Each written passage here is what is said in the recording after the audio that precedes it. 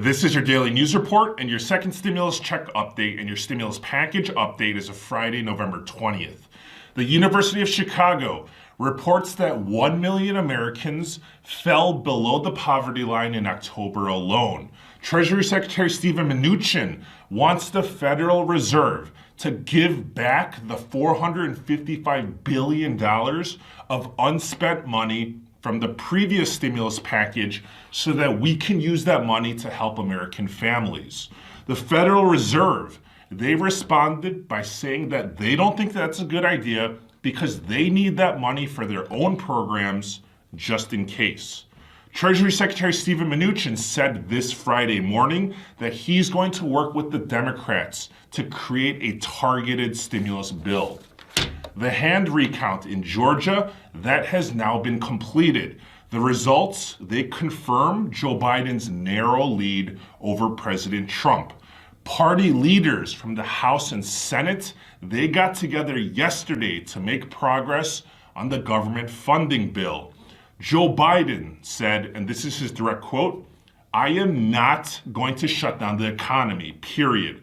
I am going to shut down the virus. I'll say it again, no national shutdown." The United States recorded over 2,000 COVID-19 fatalities on Thursday. This is the first time over 2,000 fatalities in a single day since May. We also recorded the highest single-day case counts on Thursday. California has announced a one-month curfew as a response to surging coronavirus cases. Fox News correspondent Geraldo Rivera says that we should name the COVID-19 vaccine the Trump in honor of President Trump. Rivera said we should give President Trump credit for how quickly the vaccine was developed thanks to Trump's program, Operation Warp Speed, which was established to accelerate the development, manufacturing, and distribution of the vaccine. And I want to say thank you so much for supporting me and this channel. I appreciate it so much every day. This is your Friday news. Happy Friday, and I hope you're having a very nice day.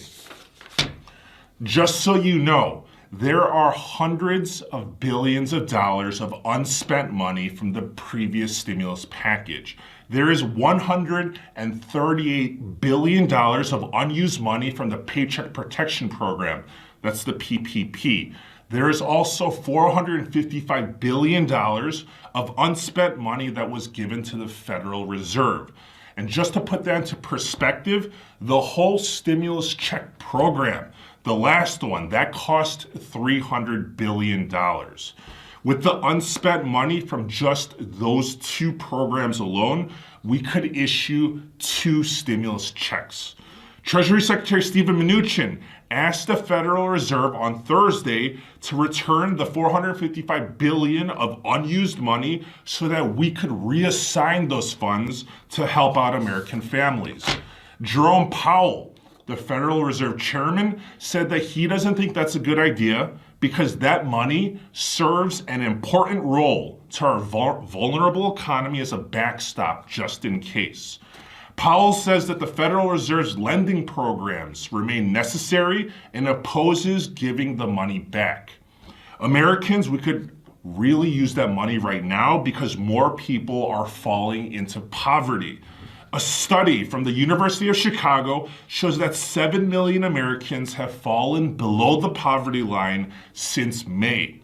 At the start of the pandemic, people were able to hang on by drawing down their savings, borrowing from friends and family, and utilizing credit cards. Those options, they are now exhausted for the majority of Americans. After the termination of the $600 weekly federal unemployment benefits in July, there was a surge of Americans entering poverty. 1 million Americans entered poverty in October alone.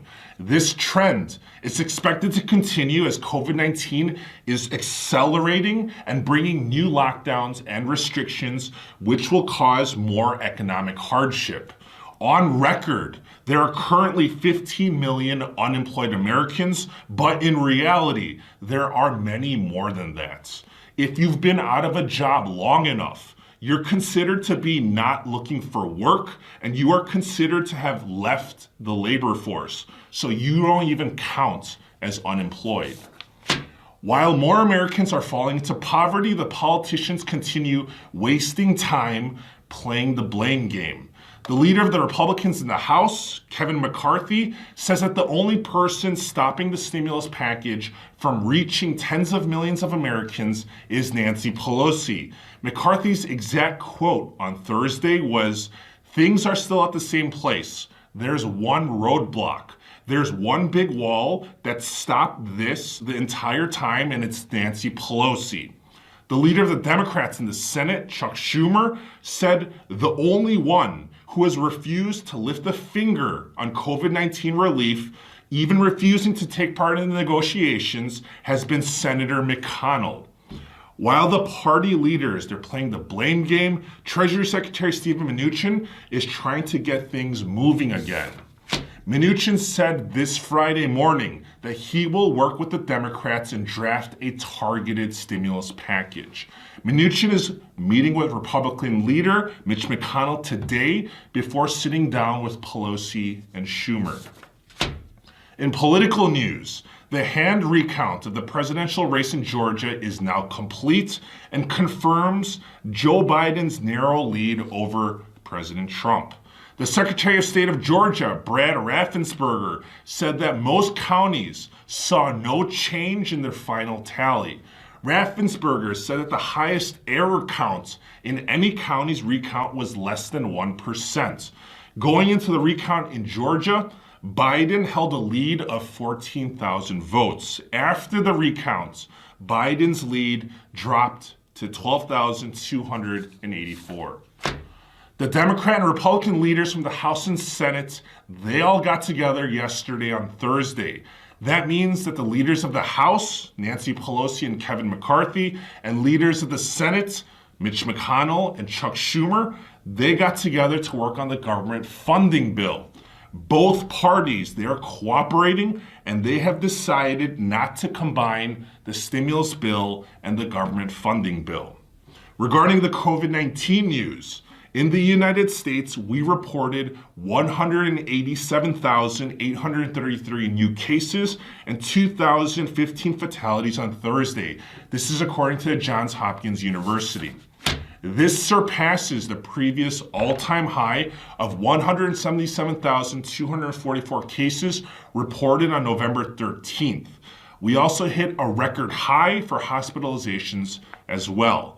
Despite the surge of COVID-19, Joe Biden reassured people that there would not be a national lockdown.